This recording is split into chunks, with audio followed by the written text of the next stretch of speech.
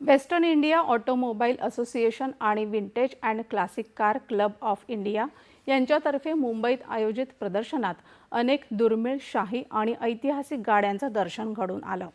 24 जानेवारीपासून आयोजित 3 दिवसांच्या या प्रदर्शनात नुकतीच वर्ल्ड ट्रेड सेंटर इथून रॅली काढण्यात आली होती। वर्ल्ड ट्रेड सेंटरचे अध्यक्ष विजय कलंत्री आणि इतर मान्यवरांनी रॅलीला हिरवा झेंडा दाखवला।